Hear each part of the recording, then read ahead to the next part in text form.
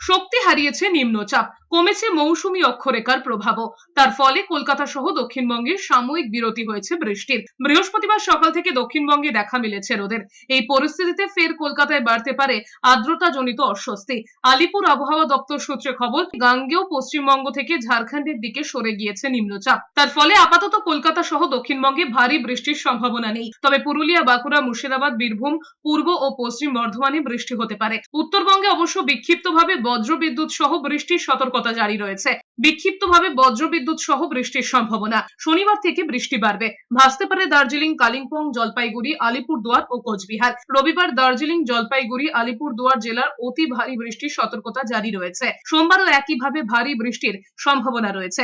মঙ্গলবার থেকে কমবে বৃষ্টি।